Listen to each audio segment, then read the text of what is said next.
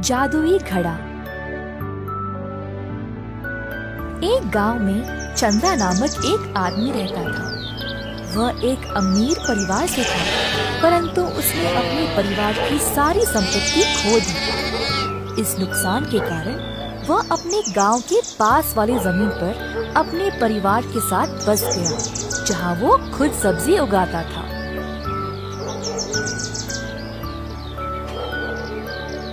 उसकी पत्नी मिट्टी के पुतले बनाती थी। कुछ साल बाद चंद्रा की सेहत भी कमजोर होने लगी। एक दिन उसने अपने 2 आलसी जुड़वा बेटों को बुलाकर कहा, मेरे बच्चों, तुम लोगों को तो पता ही है मेरी तबीयत अब ठीक नहीं रहती, और कब तक तुम लोग बिना काम किए जियोगे। जब तक मैं तंदुरुस्त था मैंने तुम लोगों का ख्याल रखा, पर अब तुम्हारी माँ भी ज्यादा कुछ नहीं कर पाएगी। कृपया अब से काम पे लग जाओ और मेहनत करो। चंद्रा ने भरे मन से अपने बेटों को ये बात समझाने की कोशिश की, परंतु लड़कों ने उनकी बात टाल दी। बस एक दूसरे को देखकर हंसने लगे और चले गए। चंद्रा परेशान था कि उसके बेटे उसके बातों को कोई भाव नहीं दे रहे। उसको लगा कि अब उसे कुछ ना कुछ तो करना ही पड़ेगा, नहीं तो उसके बेटे ऐसे ही रहेंगे और फिर कल को समाज में नहीं रह पाएंगे। मेरे बच्चों, कई साल पहले हमारे पूर्वज राजमहल में रहा करते थे। उस महल के पीछे एक कमरा है जिसकी चाबी सिर्फ मेरे पास है। चाबी ले जाओ और सारी कीमती चीजों को ले आओ। ध्यान रहे कि तुमको कोई ना देखे। दोनों बेटों ने बहुत ही उत्साह से अपने बापू की बात सुनी। उनसे अब रहा नहीं गया ये जानने के लिए कि उस कमरे में है क्या।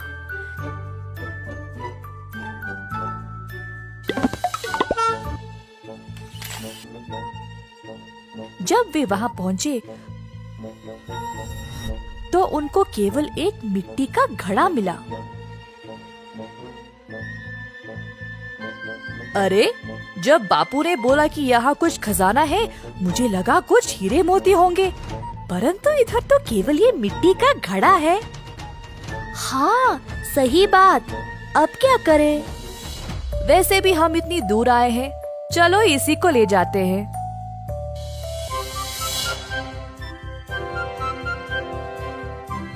लड़के घर वापस आए घड़े के साथ और अपने बापू को सौंप दिया।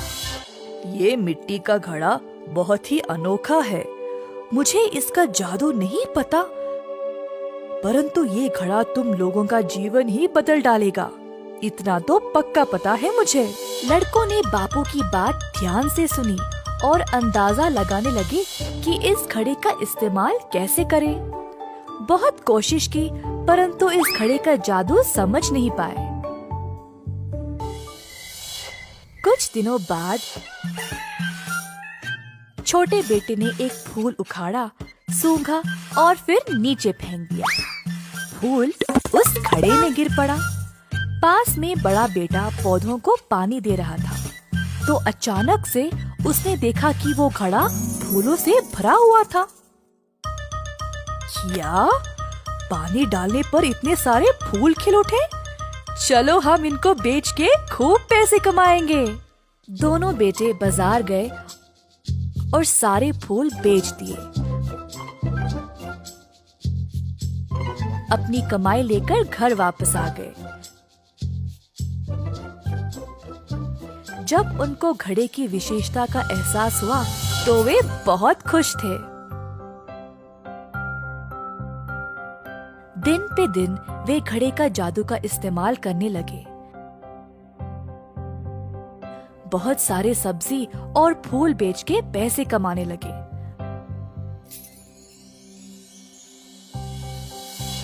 परंतु उन्होंने समझदारी से उन पैसों को नहीं संभाला। कुछ दिन और गुजर गए ऐसे ही पैसे रद्दी करते करते।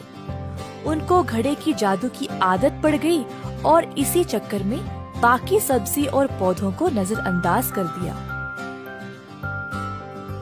चंद्रा ने देखा कि उनके बेटों का व्यवहार दिन पे दिन बिगड़ रहा था, तो एक दिन उन्होंने उस घड़े को छिपा दिया।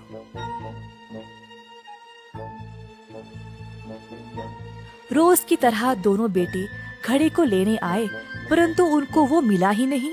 हर जगह ढूंढा, तब भी नहीं मिला। उनको एहसास हुआ कि पैसे के बिना जीवन कितना कष्ट है, तो आखिर में वे खुद सब्जी उगाना शुरू किए। अब रोज बड़ा बेटा सब्जी उगाता था और छोटा बेटा फूलों का ध्यान रखता था। जो कुछ थोड़ा बहुत फसल निकलती थी, उसको बेचकर पैसे कमाते थे। मेहनत से जो भी उनको मिलता था, अब वे समझदारी से खर्च करने लगे। चंद्रा ने अपने बेटों में सकारात्मक बदलाव देखकर उनको वो जादुई घड़ा वापस कर दिया। तुम दोनों ने इस जादुई घड़े का गलत इस्तेमाल किया था। ये घड़ा तुम्हें कठिन समय में काम आएगा और इससे कमाया गया धन को सोच समझ के इस्तेमाल करना चाहिए। मैंने तुम दोनों का व्यवहार देखकर तुम्हें सीख देना चाहा था, इसीलिए मैंने ही इस घड़े को छुपाया। अब तुम लोग समझदार हो गए हो, इसीलिए तुम्हें ये वापस सौंप रहा हूँ। भविष्य में इसका उपयोग बुद्धिमानी से करना। दोनों बेटों ने अपने बापू की बात मानी और वचन दिया कि केवल संकट काल में ही उस घड़े का उपयोग करेंगे।